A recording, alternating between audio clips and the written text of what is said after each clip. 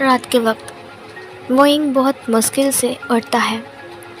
उसने अपने आप को मिरर में जाकर देखा। उसकी गर्दन पर ब्लैक कलर के कुछ अजीब से निशान बन चुके थे।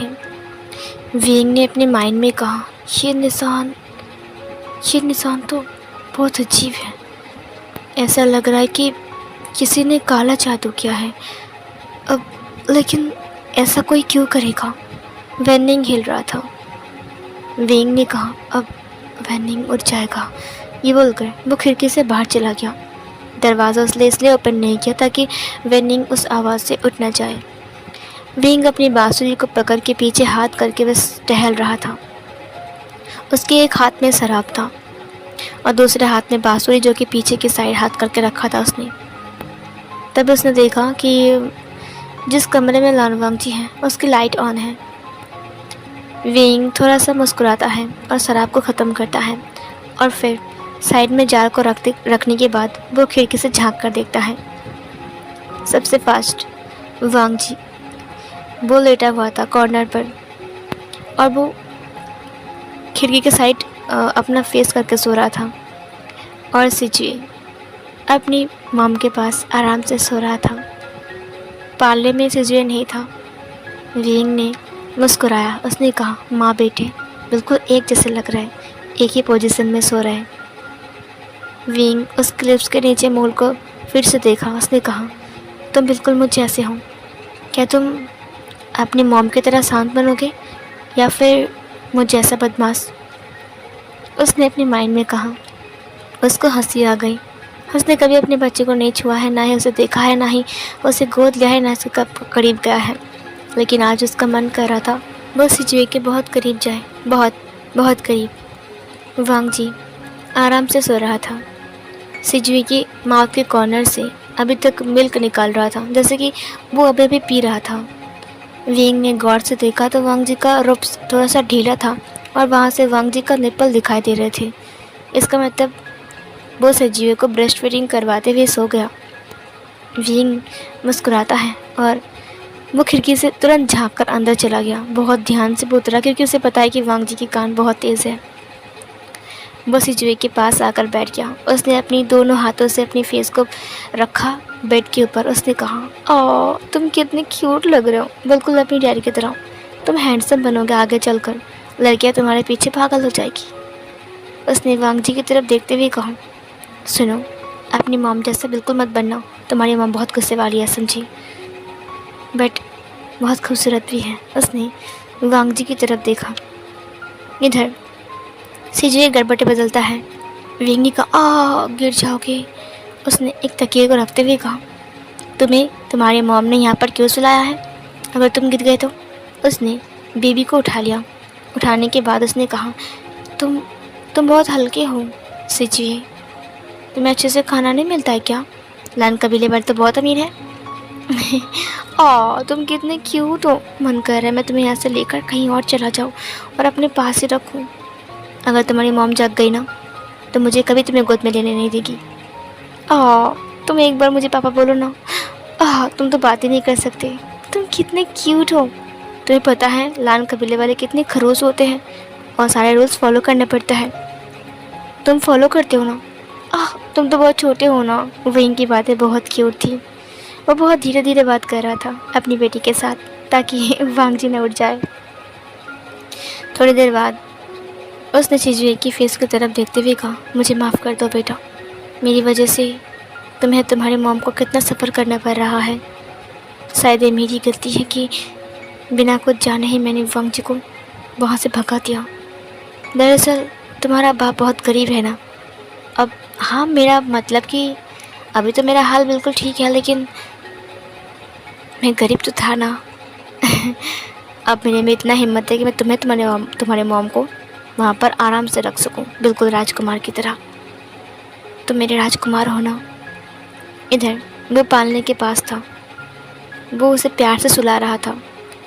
उस आवाज़ से वांगजी की नींद टूट गई और नींद टूटने के बाद काले लिबास में उसने नींद की आंखों में देखा कि कोई काले लिबास में उसके सिजुए को गोद में उठाकर पालने के पास रख रहा है। तुरंत वांगजी ने तलवार को निकाल लिया और निकालने के बाद उसकी तरफ बढ़ गया। वेइंग सिजुई को सुला दिया और बांसुरी को लेकर उसे रोकते हुए कहा, अरे क्या कर रहे हो? वांग जी फाइट करने के लिए तलवार को बार बार उसके ऊपर बार करता है, लेकिन वेइंग अपनी बांसुरी से रोकते हुए कहा, तुम मुझे मारना चाहते हो? ये बोलकर उसने उसके हाथ को घुमा दिया और उसे अपनी तरफ खींच लिया और वांग जी उसका हाथ पीछे हो गया और वो वेइंग की बॉडी के साथ टकरा गया। वांग जी ने कहा, तुम? वेइंग उसके कानों के पास जाकर स्मेल करते हुए कहा, हाँ मैं। वांग जी ने कहा, छोड़ो मुझे। वेइंग ने उसकी कमर को दूसरे हाथ से पकड़ लिया। उसने कहा, अच्छा। उसने उसे अपनी तरफ और खींच लिया। वो फिर से उसकी बॉडी के साथ जाकर टकरा गया। वांग जी का फेस सामने की तरफ था, वेइंग उसके पीछे था। वांग जी का एक हाथ वेइंग ने उसके पीछे की साइड कर लिया था और वांग जी और वेइंग ऑपोजिट साइड में खड़े थे, दीवार के पास। वेइंग ने उसे कस के पकड़ते हुए कहा, आहा हा, इतना तेज़? मुझे पता है कि तुम्हारे कान बहुत तेज़ है, लेकिन इतना तेज़? वांग जी ने उसकी पैर पे ज़ोर से लात मारी। वेइंग ने छोड़ते हुए कहा, लानजान। वांग जी ने कहा, खबरदार अगर तुमने मुझे इस नाम से कभी बुलाया तो। वेइंग ने कहा, इतना गुस्सा अच्छी बात नहीं है लानजान। ये बोलकर वो उसके पास आ गया। वांग जी ने कहा, मुझसे दूर रहो, और तुम्हारी हिम्मत कैसे मेरे बच्चे को उठाने की? वेइंग ने कहा, ये मेरा भी बच्चा है। वांग जी ने कहा, नहीं, ये सिर्फ मेरा बच्चा है, तुम्हारा कोई हक नहीं है इस पर, समझी? वेइंग ने उसकी आंखों में देखते हुए कहा, अच्छा तो इसका जन्म कैसे हुआ अगर मेरा इसका में कोई हक नहीं है तो? बताओ। वांग जी पीछे हटने लगा। वांग जी पीछे हट रहा था क्योंकि वेइंग उसकी तरफ बढ़ रहा था। वांग जी ने कहा, अगर तुम नहीं माने ना तो मैं चिल्लाऊंगा, सबको बुलाऊंगा, समझी? वेइंग ने कहा, अच्छा बुलाओ, मैं भी देखता हूँ अपनी वाइफ के रूम में आने के लिए कौन मुझे क्या पनिशमेंट देता है। वांग जी बेड पर बैठ गया। उसने कहा, आगे मत आना। वेइंग बहुत आगे आ गया, वो बहुत क्लोज था वांग जी के। उसने कहा, तो बताओ तुमने अभी क्या कहा? सिजुए मेरा बेटा नहीं है? वांग जी ने कहा, नहीं, ये सिर्फ मेरा बेटा है। वेइंग ने कहा, बोलो मत, ये मेरे पास से आया है, इसके ऊपर मेरा हक है, मैं इसे गोद में ले सकता हूँ। उसने वांग जी की फिस को पकड़ लिया। उसने कहा, लानजान, तुम कितने प्यारे लग रहे हो इस वक्त, कितने क्यूट लग रहे हो, तुम थोड़े चबी हो गए हो। वांग जी का फेस शर्म के मारे झुक रहा था। उसका जो गाल था ना वो गुलाबी हो रहा था, वो ब्लश कर रहा था। वेइंग उसकी बहुत तारीफ़ करता है, उसे पता है कि वांग जी बहुत शाय फील करता है इस तारीफ़ से, और वो ज़्यादा कर रहा था। उसने कहा, तुम्हारी कमर पहले से थोड़ा चबी हो चुका है, पहले तो इतना चबी नहीं था। जब हम दोनों पहली बार मीटिंग पर थे, जब उस रूम में तुमने ड्रिंक कर लिया था, पता है लांदन उस दिन क्या हुआ? वांग जी ने घबराते हुए कहा, क्या हुआ था? वेइंग ने कहा, अब मैंने तुमसे कहा तुम शराब पियोगे, तुमने प्याला हाथ में ले लिया और शराब पी लिया, क्योंकि तुम मेरे कंट्रोल में थे ना। और बताए तुमने क्या किया? तुम धराम से गिर गए, और फिर जब तुमने अपनी आंखें खोली ना, तब ऐसा लग रहा था तुम अलग ही दुनिया में हो। और तुमने सबसे पहले अपना हेडबैंड खोला। अपना रिबन खोलने के बाद मेरे हाथ में बांध दिया और खुद के हाथ में बांधते हुए कहा, तुम मेरे साथ शादी करना चाहते हो? वांग जी ने कहा, ऐसा नहीं है, मैं ऐसा नहीं कर सकता हूँ। वेइंग ने कहा, मैं सच कह रहा हूँ, मैं वाला झूठ क्यों कहूँगा लानजान? और पता है तुमने इसके बाद क्या क्या? वांग जी ने कहा, क्या क्या? वेइंग उसकी तरफ झुकते हुए कहा, उसके बाद तुमने मुझे किस कर लिया। ये सुनकर वांग जी पूरी तरीके से पीछे की तरफ झुकते हुए कहा, तुम झूठ कह रहे हो, तुमने मुझे फोर्स किया था। वेइंग ने कहा, मैंने फोर्स नहीं किया, वो तुम ही थे जब मुझे फोर्स कर रहे थे। बेचारा मैं एक कुबारा इंसान, तुमने तो सारी हदें पारी कर दिया था उस दिन। वांग जी ने कहा, तुम्हारा क्या मतलब है? हाँ, तुमने कुछ भी नहीं किया। वेइंग उसकी तरफ और झुक गया। उसने कहा, हाँ किया था ना, बहुत कुछ किया था। उस वक्त तुम्हारी कमर बहुत पतली थी, और तुमने अपनी रोब्स को जब खोलना स्टार्ट किया तब तुम्हारे स्किन, जब मैंने देखा, उफ, वो क्या वक्त था। वांग जी ने कहा, क्या मतलब है तुम्हारा? हाँ। वेइंग उसकी तरफ और झुक गया। वांग जी और झुक गया। वो टोटली अब बेड के ऊपर लेट चुका था। वेइंग भी उसके ऊपर लेट चुका था। उसने कहा, और उसके बाद क्या हुआ पता है? वांग जी ने कहा, क्या हुआ? उसकी आंखों में देखते हुए उसने कहा, तुम झूठ कह रहे हो। वेइंग ने कहा, झूठ? मैं वाला झूठ क्यों कहूँगा लानसान? उसके बाद तुमने अपने इनर रूप्स भी खोल दिए।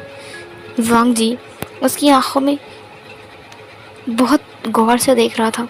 विंग ने कहा, और फिर तुमने खुद मेरे हाथ को अपनी कमर पर रखा और फिर मुझे अपनी तरफ खींच लिया। मैं नशे में था और हम दोनों बेड पर गिर गए थे, बिल्कुल ऐसे जैसे हम अभी है ना। वांग जी ने कहा, क्या? विंग ने कहा, और फिर मैं खुद को कंट्रोल ही नहीं कर पाया क्योंकि तुम बहुत ब्यूटीफुल थे और मैं लालच में आ गया था। हाँ मुझे पता है कि तुम बहुत नकचर थे, मैं तुम्हें पसंद नहीं करता था, लेकिन फिर भी उस वक्त पिघल गया मैं। वांग जी ने कहा, क्या? विंग ने कहा, और पता है फिर क्या हुआ? वांग जी ने कहा, फिर क्या हुआ? विंग ने उसकी रब्स को धीरे से उसकी बेल्ट को हटाते हुए कहा, और फिर तुमने मेरी बेल्ट को खोला। मतलब वो वांग जी की बेल्ट को खोल रहा था। वांग जी ने कहा, फिर विंग ने उसके रब्स का जो धागा था उसे खोल दिया और उसकी कमर को अपने हाथ से टच करते हुए कहा, और फिर मैंने तुम्हारी कमर से पकड़ा। वांग जी ने कहा, फिर विंग ने कहा, और फिर मैं धीरे धीरे करके तुम्हारे और करीब आता गया। वांग जी ने कहा, क्या? विंग ने कहा, हाँ, और फिर मैं बहुत करीब आ गया। वांग जी ने कहा, कितने करीब? विंग उसके बहुत पास आ गया, उसके लिप्स की तरफ देखते हुए कहा, इतना करीब कि तुम और मैं दोनों एक हो रहे थे। वांग जी ने कहा, क्या मतलब है तुम्हारा? विंग ने कहा, और फिर तुम्हारे इन गुलाबी होठों ने मुझे इनवाइट किया, हाँ मुझे खा जाओ, जैसे कि इस वक्त मुझे कर रहा है। वांग जी ने कहा, क्या मतलब है तुम्हारा? विंग ने उसकी कमर को धीरे से सहलाते हुए कहा, और उसके बाद मैंने तुम्हें किस कर लिया और फिर हम दोनों के बीच एक लड़ाई शुरू हो गई, तो जिसमें की लड़ाई, और फिर हम एक हो गए। ये बोलकर विंग उसकी तरफ बढ़ने लगता है। वांग जी को होश आ गया, उसने कहा, तुम क्या कर रहे हो? उसने विंग को धक्का देने की कोशिश किया। विंग ने तुरंत उसकी कमर को अपनी तरफ खींचते हुए कहा, कुछ भी कर सकता हूँ, मैं तुम्हारा हस्बैंड हूँ। ये बोलकर उसने उसके लिप्स को कैप्चर कर लिया। वांग जी उसे बार बार धक्का देने की कोशिश करता है, लेकिन विंग ने उसको ऐसी जगह पर पकड़ लिया था कि वो हिल भी नहीं पा रहा था। उसकी कमर और दूसरी तरफ उसके पैरों से उसके पैरों को पकड़ लिया था। मतलब विंग ने अपने पैरों से वांग जी के पैरों को पकड़ लिया था, लॉक कर लिया था ऐसे। वांग जी हिल भी नहीं पा रहा था। विंग बस अंग्रेली उसके लिप्स को सके जा रहा था। वांग जी उसे बहुत ज़ोर से चिमटी करता है। विंग ने कहा, आउच, लानजान। वांग जी ने कहा, मुझसे दूर रहो। ये बोलकर उसने अपनी नी से विंग के मेन पॉइंट पर किक कर दिया। विंग ने कहा, आउच। उसने पकड़ते हुए कहा, ये तुम क्या कर रहे हो? तुम चाहते हो कि सिजुए को कोई भाई और बहन ना आए? वांग जी ने अपनी आंखें बड़ा बड़ा करते हुए कहा, तुम्हारी हिम्मत कैसे मुझे टच करने की? हाँ। विंग फिर से ऊपर आते हुए कहा, अगर क्या तो क्या करोगे? वांग जी ने कहा, तो तुम मुझसे दूर रहो, समझी? मैंने कहा ना, तुम्हारे साथ मेरा कोई संबंध नहीं है। विंग ने कहा, संबंध है ना? वांग जी ने कहा, नहीं है। विंग ने कहा, है, मैं तुम्हारा हस्बैंड हूँ, तो मेरी वाइफ ही हो। वांग जी ने कहा, मैं एक मेल हूँ। ये बोलकर उसने विंग को धक्का दिया। वो विंग के ऊपर आ गया। उसने कहा, तुम अगर कुछ करोगे ना तो मैं अभी जाकर जिन गुआंग शाओ से बात करूँगा कि तुम मेरे साथ ज़बरदस्ती करने की कोशिश कर रहे हो। विंग ने उसके हाथ को पकड़ा, उसे फ्लिप किया, उसके ऊपर आते हुए कहा, मैं भी देखता हूँ दुनिया की कौन सी ताकत है जो अपनी हस्बैंड अपनी वाइफ के पास आने की वजह से सज़ा पाएगा, और वो पनिशमेंट मुझे कौन देता है। वांग जी ने देखते हुए कहा, तुम इतने बेहुदा कब से बन गए हो? तुम तो मुझे पसंद नहीं करते थे ना, अब अचानक से तुम मेरे करीब क्यों आ रहे हो? तुम्हें तो मुझसे घिन आती है। तुमने खुद कहा था, तुम्हें पता ही तुम्हें याद है विंग?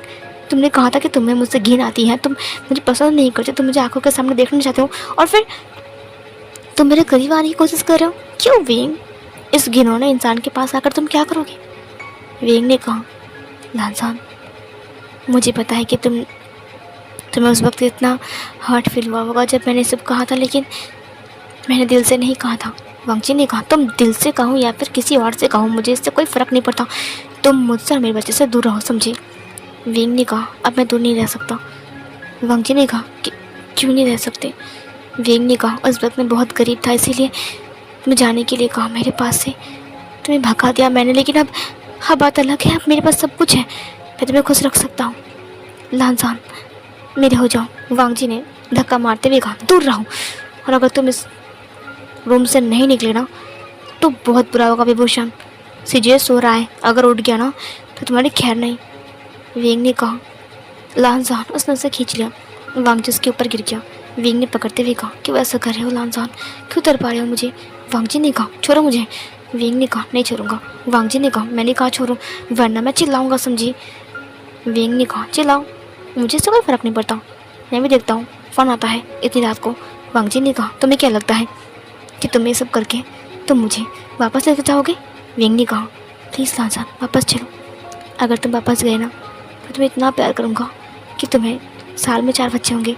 वांग जी ने कहा, मैं विंग ने उसे पकड़ते हुए कहा अच्छे से, ठीक है, अब मेरी चंगुल से छुड़ा कर दिखाओ, अगर तुम छूट गए ना तो मैं इस रूम से चला जाऊँगा, और अगर नहीं छूटे तो फिर। ये बोलकर उसने वांग जी को फिर से फ्लिप किया, उसके ऊपर आते हुए कहा, पूरी रात तुम्हारे साथ इस बेड पर रहूँगा, तुम्हारे कपड़े सारे फ्लोर में गिरे होंगे और मैं तुम्हें खा जाऊँगा।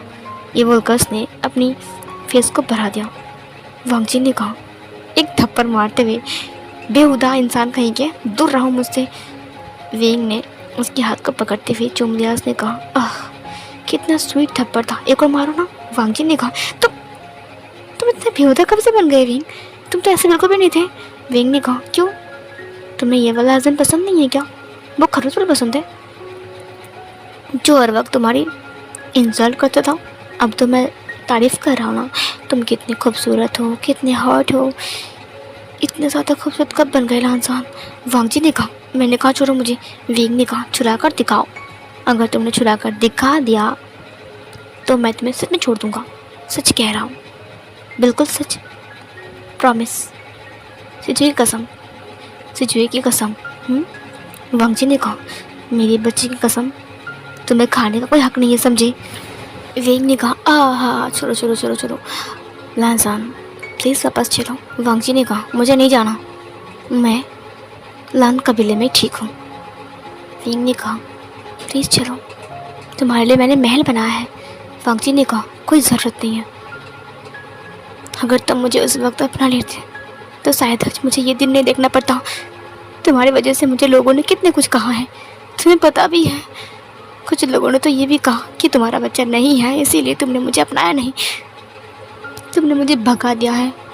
तुम्हें पता है विभूषण, तुम्हारी वजह से मुझे कभी कभी लगता था कि मर जाऊँ, लेकिन अपने पेट की तरफ देखकर मुझे लगा नहीं, मेरे पास जीने का एक वजह है। और आज तुम आए हो फिर से मुझसे सब कुछ छीनने के लिए। विंग ने कहा, आई एम सॉरी लान साहब, मुझे पता है कि ये सब कुछ मेरी वजह से हुआ है, लेकिन मैं मजबूर था उस वक्त, मेरे पास। वांग जी ने कहा, तुम्हें क्या लगा कि मैं वहाँ पर तुम्हारे लिए एक जासूस बनकर गया था ताकि तुम्हारी सारी बातें मैं सबको कह सकूं? नहीं विंग, तुम्हें प्यार करने के लिए गया था, लेकिन तुमने मुझे ठुकराया, तुमने मुझे बार बार हर्ट किया, हर बार, यहाँ तक कि वो उस लड़की को ले आकर तुमने कहा कि तुम मुझसे प्यार करते हो, और तुमने मुझे कितना हर्ट किया। पता है अपने प्यार करने वाले इंसान को दूसरे के साथ देखकर कितना दर्द होता है। विंग ने कहा, विंग। वांग जी ने कहा, लानसान। विंग ने कहा, आई एम सॉरी। वांग जी ने कहा, एक कांच के शीशे को तोड़ने के बाद कहना आई एम सॉरी, देखना वो अपने आप ही ठीक हो जाएगा। विंग ने कहा, वो ठीक नहीं हो सकता है, लेकिन तुम। वांग जी ने कहा, मेरा दिल भी कांच का शीशा ही था जिसे तुमने एक बार नहीं, दो बार नहीं, बार बार तोड़ा है विभूषण। और तुम्हें क्या लगता है कि तुम्हारी एक सॉरी से मैं सब कुछ भूल कर तुम्हारे पास चला जाऊंगा? छोड़ो मुझे।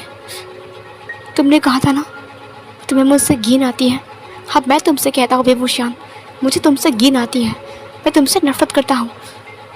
तुम्हारे लिए मेरे दिल में कोई प्यार नहीं है, मुझसे दूर रहो। और मेरे बच्चे से भी अब मैं जीना सीख चुका हूँ, मुझे अब किसी की ज़रूरत नहीं है। जब किसी की ज़रूरत थी तो वो मेरे पास नहीं था, उसने मेरा साथ नहीं दिया, मेरा हाथ नहीं पकड़ा। तुम्हारे लिए मैंने कितना कुछ किया, मेरे अपने अंकल से लड़ गया।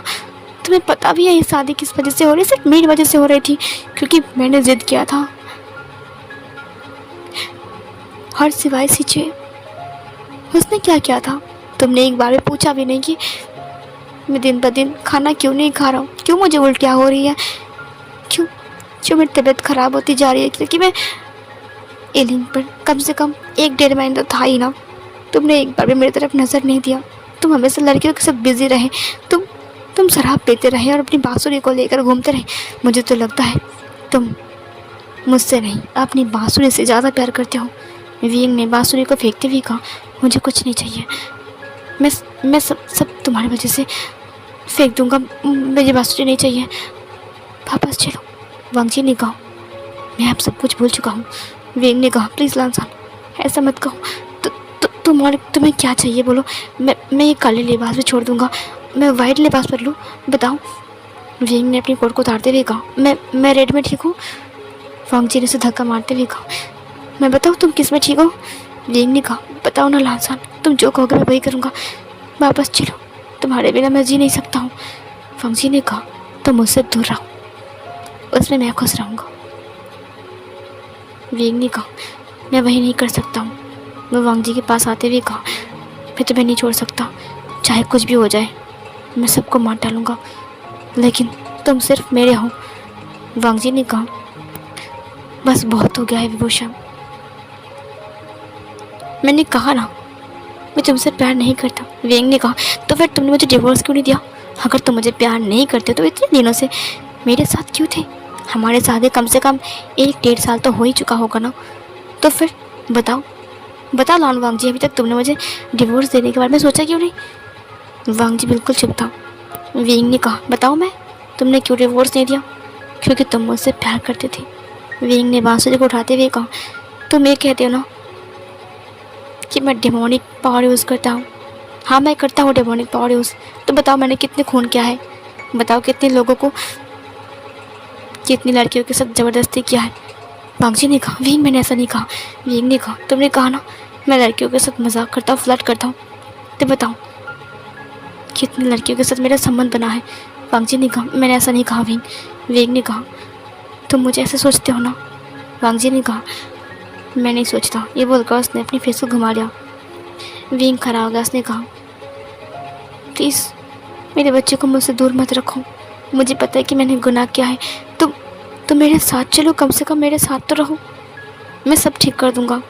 वांगजी ने कहा, अब बहुत देर हो चुकी है विंग, कुछ ठीक नहीं हो सकते, कुछ पुराने घाव कभी नहीं भरते और ना ही उन्हें भर जाता है। विंग ने कहा, लानजान मैं कोशिश कर रहा हूँ ना, तो मुझे एक मौका क्यों नहीं देते? वांगजी ने कहा, मुझे नहीं देना है मौका विंग, क्योंकि मुझे तुम्हारे साथ नहीं रहना है, तुमको समझ में क्यों नहीं आ रहा है? विभूषण ने वांगजी को खींचते हुए कहा, मैंने कहा ना तुम सिर्फ मेरे हो, तुमको समझ में नहीं आता है क्या? तभी दरवाजे पर किसी ने दस्तक दी। राजकुमार लान, क्या आप ठीक हो? आप किससे गुस्से में बात कर रहे हो? कौन है रूम के अंदर? विंग ने कहा, ये यहाँ पर क्या कर रहे हैं लान वांगजी? वांगजी ने कहा, छोड़ो मुझे। उसने उसे धक्का दिया, दरवाज़ा खोला, वहाँ पर मिंग्याओ था। उसे देखकर विंग को फिर से गुस्सा आ गया।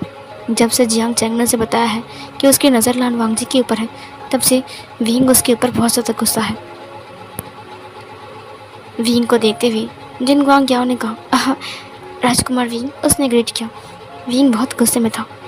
उसने उसे गुस्से में देखा। मिंग्याओ आगे आगे उसने कहा, राजकुमार विंग, इतनी रात को आप राजकुमार लान के रूम में क्या कर रहे हो?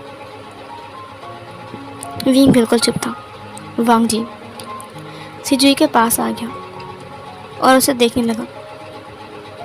मिंग्याओ ने कहा, क्या बात है राजकुमार विंग, आप चुप क्यों हो? इतनी रात को आप राजकुमार लान के रूम में क्या कर रहे थे? विंग ने कहा, इस सवाल का जवाब मैं आपको देने के लिए बिल्कुल भी तैयार नहीं हूँ राजकुमार जिन। ये सुनकर मिंग्याओ ने कहा, क्यों नहीं देंगे आप? आपकी हिम्मत कैसे हुई बिना परमिशन की उनके रूम में आने के लिए, वो भी इतनी रात को? विंग ने उसकी तरफ देखते हुए कहा, और अगर ये सवाल मैं आपसे पूछूं तो आप इतनी रात को वांगजी के रूम की तरफ क्या करने आए थे? मिंग्याओ चुप हो गया। उसने कहा, अब वो मैं। विंग ने कहा, बताइए। मिंग्याओ ने कहा, मुझे कोई ज़रूरी काम था, मैं इसे गुजर रहा था, मुझे आवाज़ आई, आपने बताया नहीं कि आप क्या कर रहे थे? विंग ने हंसते हुए कहा, मूर्ख कहीं के, वो मेरा वाइफ है और एक हस्बैंड अपनी वाइफ के रूम में बेझिझक आ जा सकता है, तो मैं अपनी वाइफ के रूम में आया हूँ। आपको कोई परेशानी है? मिंग्याओ ने कहा। जिसे आप वाइफ कह रहे हो शायद वो आपको हस्बैंड ना मानता हो। विंग ने हंसते हुए कहा, राजकुमार मिंग्याओ, मुझे पता है कि आप शायद मुझसे गुस्सा हो रहे हो, लेकिन भले वो मुझे अपना हस्बैंड माने या ना माने, लेकिन मैं उसे अपना वाइफ मानता हूँ, इसीलिए मैं उसके रूम में आया था। और दूसरी बात, उसने वांग जी को खींच लिया अपनी तरफ। वांग जी ने कहा, छोड़ो मुझे। विंग ने कहा, ये सिर्फ मेरा है, इसके साथ मेरी शादी हुई है और ये बच्चा देख रहे हो ना, ये मेरा बच्चा है, इसीलिए इसके पास मुझे कब आना है, कब इसे टच करना है, कब इसके साथ बात करना है, ये सब मैं तय करूँगा। आप बोलने वाले कौन होते हो बीच में? हम दोनों हस्बैंड वाइफ के बीच में बोलने का हक आपको किसने दिया है? मिंग्याओ ने वांग जी की कमर की तरफ देखा जहाँ पर विंग ने उसे पकड़ के रखा था। वांग जी हिलते हुए कहा, मैंने कहा ना छोड़ो मुझे। विंग ने उसको अपनी तरफ खींचते हुए कहा, मैंने कहा चुप रहो। मिंग्याओ ने कहा, शायद वो आपको अपना हस्बैंड ना माने। विंग ने कहा, मैंने कहा ना, वो माने या ना माने, लेकिन मैं मानता हूँ कि हम दोनों के बीच एक रिश्ता था, है और हमेशा रहेगा। आपको विश्वास नहीं होता है? ठीक है लानसान, इसे विश्वास नहीं हो रहा है, चलो इसे विश्वास करवाते हैं। वांग जी ने कहा, छोड़ो मुझे। विंग ने उसके लिप्स को फिर से कैप्चर कर लिया। मिंग्याओ के सामने वह वांग जी को किस करने लग जाता है। ये देखकर मिंग्याओ को बहुत ज़्यादा गुस्सा आता है। उसने अपने हाथ को मुट्ठी में बंद कर लिया। वांग जी ने धक्का मारते हुए कहा, दूर रहो, मैंने कहा ना। विंग ने अपने लिप्स को अपने हाथ से पोंछते हुए कहा, देख लिया आपने, यह हक सिर्फ मुझे है कि मैं उसे चूम भी सकता हूँ। आप इसमें बोलने वाले कौन होते हो? लगता है आपकी नींद पूरी नहीं हुई होगी, जाकर सो जाइए, मुझे मेरे वाइफ से कुछ ज़रूरी बात करनी है, प्लीज़ हम दोनों के बीच में मत आइए। उम्मीद करता हूँ कि आप ऐसा नहीं करोगे। ये बोलकर उसने उसे ग्रीट किया। मिंग्याओ ने कहा, विभूषण। विंग ने कहा, दफ़ा हो जाओ यहाँ से। मिंग्याओ बहुत गुस्से में था और फिर गुस्से में चला गया वहाँ से। विंग ने वांग जी की तरफ देखते हुए कहा, ऐसे इंसान से सावधान रहना, क्योंकि ये लोग बहुत खतरनाक होते हैं, समझे। वांग जी बहुत गुस्से में था। विंग ने कहा, लानसान। वांग जी ने कहा, चले जाओ यहाँ से। विंग ने कहा, ठीक है जा रहा हूँ, अलविदा एंड गुड नाइट, ओके। सिजुए, उसने सिजुए के सिर पर चूमते हुए कहा, ओ मेरे बच्चे, सो जाओ आराम से, पापा यहीं पर ही है, ठीक है, घबराना मत। मेरे होते हुए तुम्हारे मॉम के साथ तुम्हें किसी और को देखना नहीं पड़ेगा। वांग जी ने कहा, दफ़ा हो जाओ। विंग ने कहा, मिंग्याओ से दूर रहना। वांग जी ने कहा, क्यों? विंग ने कहा, क्योंकि वो तुम्हें गलत नज़र से देख रहा है, समझे। वांग जी ने कहा, तुम्हें इससे क्या फ़र्क पड़ता है विंग, और वैसे भी वो मेरा दोस्त है, तुमसे तो कई गुना ज़्यादा अच्छा है। विंग ने कहा, अगर दोबारा वो तुम्हारे करीब आया ना, उठाकर एलिंग पर लेकर जाऊंगा और ज़िंदगी भर के लिए गुफा से बाहर आने नहीं दूंगा, समझे। वांग जी ने कहा, क्या करोगे तुम? विंग ने उसे पकड़ते हुए कहा, ज़रूरत पड़े तो बेड से उतरने भी नहीं दूंगा। वांग जी ने उसे धक्का मारते हुए कहा, जाओ यहाँ से, दफ़ा हो जाओ। विंग ने कहा, ठीक है जा रहा हूँ, याद रखना तुम्हारा एक ही ठिकाना है, ये विभूषण, और अगर दोबारा मैंने मिंग्याओ को तुम सब देखा ना, तो उसी वक्त तुम्हें हीलिंग पर लेकर चला जाऊंगा, ज़बरदस्ती ही सही, तुम विभूषण को नहीं जानते। ये बोलकर विंग बाहर चला गया। उसने अपने तालिस्मान से दरवाज़े को बंद किया और टाइमर लगाते हुए कहा, सुबह के 5 बजे से पहले नहीं खुलना चाहिए। अब मैं भी देखता हूँ दरवाज़ा खोलकर खिड़की से या फिर खिड़की से कौन अंदर जाता है। उसने पूरे रूम को सील कर दिया और फिर वो चला गया वहाँ से। वांग जी ने कहा, तुम समझते क्या हो अपने आप को विभूषण? तुम्हें क्या लगता है तुम कुछ बातें कहोगे मीठी मीठी, मेरे पास आओगे तो मैं माफ़ कर दूँगा? सीन कट होता है। नेक्स्ट सीन, इधर विंग जब एलिंग वापस जा रहा था, उसने वांग जी को देखा जो लोग गुसु लौट रहे थे। वो वांग जी के पास आ गया। उसने कहा सिजुए, उसने उसे ले लिया। वांग जी ने कहा क्या कर रहे हो? विंग ने कहा क्या कर रहा हूँ? अपने बेटे को गोद में ले रहा हूँ। अब तुम्हें लिंग नहीं जाना? वांग जी ने कहा नहीं जाना उसे। विंग ने कहा क्या कर रहे हो, दूर रहो, तुम देख नहीं सकते हम बाप बेटे बात कर रहे? वांग जी ने कहा वो तुम्हारे साथ नहीं जाएगा, वो रोएगा, मुझे दे दो। विंग ने कहा नहीं दूंगा। क्या करोगे तुम? वांग जी ने कहा तुम मुझे दो, वो रोएगा। विंग ने कहा वो रो रहा है क्या? ये देखकर सुचैन मन ही मन मुस्कुरा रहा था। वानकुरन गुस्से में तो विंग को देख रहा था। विंग ने कहा ससुर जी प्रणाम। वानकुरन ने फेस को घुमा लिया। विंग ने कहा लांजान चलो घर चलते हैं। उसने उसके हाथ को पकड़ लिया। वांग जी ने हाथ को चुराते हुए कहा मैंने कहा ना मुझसे दूर रहो, तुमको समझ में नहीं आ रहा है क्या? दिमाग खराब करके रखा है। ये बोलकर उसने सिजुए को ले लिया और फिर चला गया। विंग ने कहा मैं भी देखता हूँ कि कब तक तुम मुझसे दूर रहते हो। वेनिंग ने कहा आप क्या करने वाले राजकुमार लाल? उसने कहा कुछ नहीं, वांग जी को अब बहुत सारे स्क्रॉल भेजेंगे, ठीक है, ताकि वो पागल हो जाए। सीन कट होता है। विंग घोड़े में सवार था और वो जा रहा था। उसने देखा कि दूर एक बगी के अंदर एक औरत बैठी हुई थी और कुछ लोग डिसिपल्स को तलवार दिखाकर खड़े थे। वो उस लड़की के साथ कुछ मतलब उस औरत के साथ कुछ गलत काम करने के बारे में सोच रहे थे। वो लोग तकरीबन 20-25 लोग थे और वहाँ पर सिर्फ 15 डिसिपल था। ये देखकर विंग ने कहा वहाँ पर क्या हो रहा है? ये बोलकर वो वहाँ पर चला गया। विभूषण ने पूछा कौन हो तुम लोग? वो लोग पीछे मुड़ते हुए कहा तुम कौन हो, चले जाओ यहाँ से, जानते भी हम किसके आदमी हैं? उन लोगों ने कहा तुम जिसके भी आदमी हो, लेकिन तुम लोग उस औरत को तंग क्यों कर रहे हो? उन्होंने कहा हमें वो पसंद आ गई है, बहुत खूबसूरत है, हमारे सरदार ने कहा है उसे ले जाने के लिए। उसने कहा तुम्हारा सरदार कौन है? उसने कहा वो जो भी हो, तुम्हें इससे क्या मतलब है, जाओ यहाँ से वरना मौत मिलेगी। वेग ने नीचे उतारते हुए कहा अरे वाह, मौत मिलेगी, ठीक है मैं भी देखता हूँ मौत किसको मिलती है। बांसुरी बजाना शुरू किया। उसने कहा ये कौन है? ये बांसुरी कहीं हीलिंग पे ट्रैप तो नहीं? वहाँ पर काले धुआं आ गई और फिर सारे डिसिपल्स अपने आप ही मर गए, मतलब गुंडे लोग मर गए, डिसिपल नहीं मर गए। वेंग ने इसे देखते हुए कहा जियांग सेक्ट का डिसिपल? ये तो जियांग सेक्ट का डिसिपल है, गाड़ी के अंदर कौन है?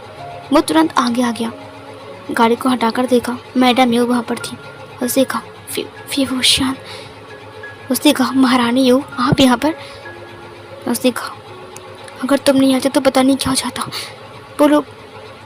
दरअसल विंग ने कहा क्या हुआ है महारानी यू?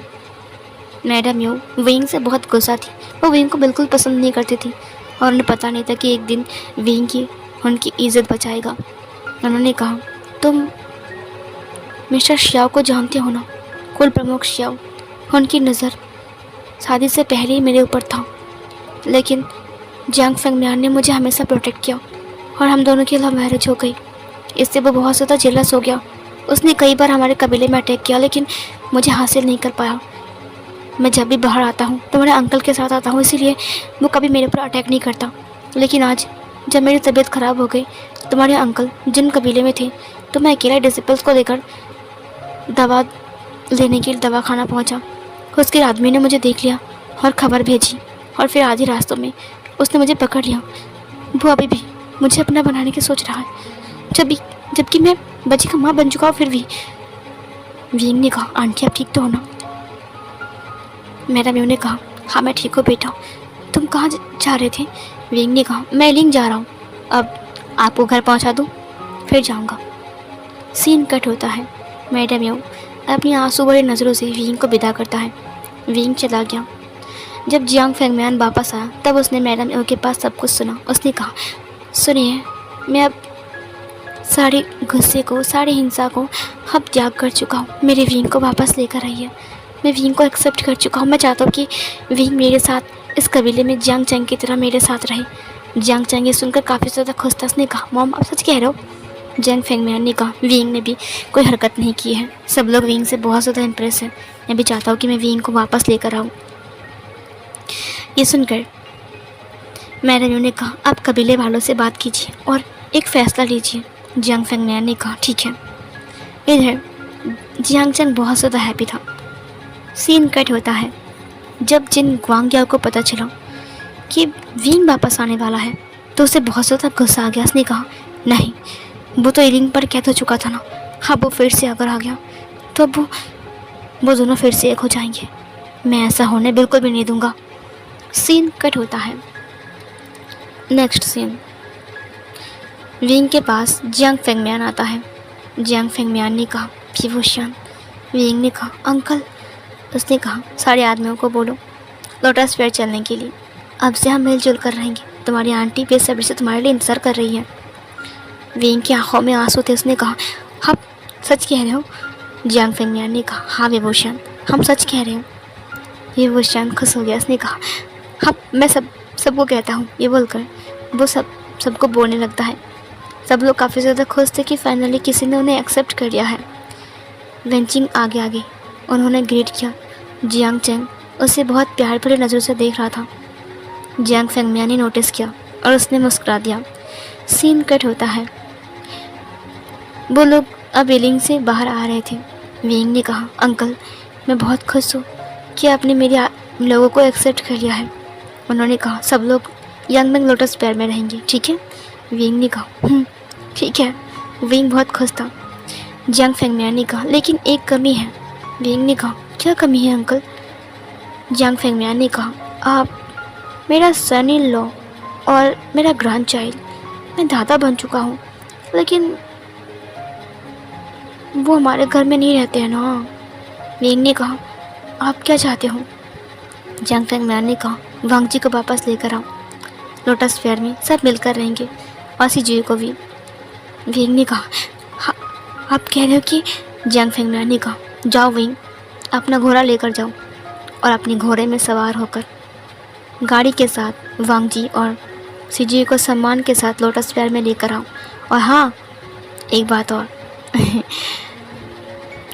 सीजी अगर रोए ना तो उसे कह देना दादाजी ने बुलाया है। विंग ने कहा, और अगर लांसर नहीं माने तो? जियांग फेंगमियान ने कहा, तो मैं खुद जाऊंगा उसे लेने के लिए, वो ज़रूर मुझे मना नहीं कर पाएगा। विंग ने कहा, ठीक है मैं जाता हूँ। विंग बहुत खुश था, अपना घोड़ा लेकर निकल गया। वो घुटना टेक कर बैठा हुआ था। लान कुरैन ने कहा, तो तुम कह रहे हो कि वांग जी को तुम वापस लेकर जाओगे जिसे तुमने भगा दिया था? विंग का सिर नीचे की तरफ झुका हुआ था। उसका घोड़ा एक जगह पर बंधा हुआ था। सिचैन भी वहीं पर ही खड़ा था। डिसिपल्स वांग जी के पास गए जब वो अपने बच्चे को सुला रहा था। वांग जी ने कहा, उससे कह दो मैं यहीं पर ही ठीक हूँ। डिसिपल्स की बात सुनकर वांग जी काफ़ी ज़्यादा इमोशनल भी हो चुका था कि बार बार विंग उसे वापस ले जाने के बारे में सोच रहा है। इधर मैं ग्याओ में कुछ काम से लान कबीला आया था। उसने विंग की तरफ देखा जो कि घुटना टेक कर बैठा हुआ था। उसने सिचैन से पूछा तो उसने सब कुछ बताया। मिंग्याओ ने कहा, ये तो हद हो गई। अब विभूषण अब क्यों लान वांग जी के पीछे पड़ा हुआ है? नहीं, बस बहुत हो गया है। लान वांग जी सिर्फ मेरा है। मैंने उसे बहुत प्यार किया है। अब मैं उसे किसी को ले जाने नहीं दूंगा। एक बार तुम उसे लेकर चले गए थे विभूषण, लेकिन बस बहुत हो चुका है। अब मेरी बारी है। वो चला गया। उसने लान वांग जी के पास आते हुए कहा, वांग जी विभूषण तुम्हें लेने आया है। वांग जी ने कहा, तो? उसने कहा, तुम नहीं जाओगे? वांग जी ने कहा, नहीं, मुझे उसके साथ बिल्कुल भी नहीं जाना है। मिंग्याओ ने कहा, अरे वाह क्या बात है, यही वक्त है विंग को धक्के मार के इस कबीले से बाहर निकालवाने की। ये बोलकर उसने अपनी एक बांसुरी को बाहर निकाला और फिर पहाड़ के ऊपर चला गया। वो बांसुरी की धुन किसी को सुनाई नहीं दे रहे थे सिवाय सिर्फ विभूषण के। उसने कहा, ये धुन यहाँ पर क्या कर रहा है? ये तो वही धुन है जो जिन कबीले ने मुझे पागल बनाना था। अब मैं क्या करूँ? इधर वांग जी सीजे को लेकर वहीं पर ही आ रहा था। विंग धीरे धीरे करके आउट ऑफ कंट्रोल होता जा रहा था। उसके माइंड एंड उसका ब्रेन बिल्कुल अलग बन चुका था। वो कांप रहा था। फिर से काली ऊर्जा उसके आसपास मंडरा रही थी। विंग को बहुत ज़्यादा गुस्सा आ रहा था, न जाने कि उसे वही साउंड सुनाई दे रहे थे हज़ारों लोगों के चीखने के और चिल्लाने के। विंग ने कहा, ये क्या हो रहा है? मैं कंट्रोल क्यों नहीं कर पा रहा हूँ। उसके पास खड़े हुए 2 डिसिपल जो कि विंग को देख रहे थे, विंग के ऊपर निगरानी रख रहे थे। विंग ने उठकर तुरंत उनके नेक को पकड़ लिया और ऊपर की तरफ कर दिया। विंग ने कहा, सबको मार डालूंगा, मैं सब खत्म कर दूंगा। विंग बहुत गुस्से में हो गया था। इधर वांग जी उसे देखते हुए कहा, वे वो शियान। वांग जी ने बहुत ज़ोर से चिल्लाया, जिसकी वजह से आईवान बहुत ज़ोर ज़ोर से रोने लगता है। वो बहुत डर गया था, क्योंकि चीखने वाले साउंड सुनकर बच्चे रो जाते हैं। कभी कभी उन्हें डर लग जाता है कि कुछ हुआ तो नहीं है ना। सिजुए इतना ज़ोर से रो रहा था कि विंग के कान धीरे धीरे करके नम होने मतलब सुन होने लगी। सिजुए की रोने वाले साउंड उसके कानों में जाते ही उसके हाथ रुक गए। उसने डिसिपल्स को छोड़ते हुए कहा, आई एम सॉरी, ये मैं क्या कर रहा था। उसने सिजुए की तरफ देखा, बांसुरी की धुन बंद हो गई। उसने कहा, फिर से नहीं। हाँ, उसे किसने ठीक किया। सिजुए बहुत रो रहा था। विंग की काली ऊर्जा धीरे धीरे करके गायब हो गई। विंग बिल्कुल नॉर्मल हो गया। उसने कहा, ये क्यों रो रहा है लांजान। वांग जी ने कहा, तुम अभी क्या कर रहे थे। उसने विंग को धक्का दिया। विंग ने कहा, तुम उसे मार रहे थे। विंग ने कहा, नहीं, वो न दरअसल बात ऐसी कि तुम, मैं समझाता हूँ। वांग जी ने कहा, मुझे नहीं समझना है ये भूषण। तभी लान कुरैन वहाँ पर आ गया। कुरैन ने कहा, क्या भाई वांग जी। वांग जी ने कहा, अंकल इस विभूषण को बताइए कि मैं इसके साथ नहीं जाने वाला और जाने के लिए कहिए। विंग ने कहा, लेकिन लानसन। तभी मिंग्याओ ने कहा, राजकुमार विंग, शायद आपको सुनाई नहीं दे रहा है, आप चले जाइए। विंग ने कहा, तुम यहाँ पर क्या कर रहे हो मिंग्याओ। मिंग्याओ ने कहा, मैं यहाँ पर कभी भी आ सकता हूँ, ये आपका कबीला नहीं है, क्या आप मुझे रोकोगे। विंग बहुत गुस्से में था, लेकिन उसने अपने आप को कंट्रोल कर लिया। सिचैन ने कहा, विंग, ये वांग जी की मर्जी है, हम कुछ नहीं कर सकते। लान कुरैन ने कहा, जब वांग जी तुम्हारे साथ नहीं जाना चाहता है तो हम वांग जी को बिल्कुल भी नहीं भेज सकते हैं। विंग ने कहा, लानजान। वांग जी ने कहा, इसे निकालो। डिसिपल्स ने विंग को पकड़ लिया और घोड़े के पास लाकर फेंक दिया। विंग ने कहा, लानजान ऐसा मत करो। उन्होंने दरवाजे को बंद कर दिया। विंग वापस गया, टूटे दिल के साथ, आंसू भरी आंखों को लेकर। उल्टा बोल दिया मैंने। इधर वांग जी ने कहा, इस विभूषण से कैसे पीछा छुड़ाऊं मैं। मिंग्याओ ने कहा, बहुत आसान है। वांग जी ने उसकी तरफ मुड़ा। उसने कहा, क्या। मिंग्याओ ने कहा, उसे डिवोर्स दे दो, स्क्रॉल भेजो डिवोर्स का, और फिर किस्सा ख़त्म। वो तुम्हारे बच्चे की मांग करने के लिए बिल्कुल नहीं आएगा, वरना वो अपने बच्चे की मांग भी कर सकता है। विभूषण बहुत चालाक है। वांग जी ने कहा, नहीं, सिर्फ सिर्फ मेरा है। मिंग्याओ ने कहा, सोचो वांग जी, अगर डिवोर्स दे दोगे तो वो तुम्हें तंग करने नहीं आएगा। वांग जी का दिल कांप गया। उसने कहा, डिवोर्स। मिंग्याओ ने कहा, हाँ, डिवोर्स। सो फिर गाइस, ये वाला पार्ट यहीं पर ही एंड होती है।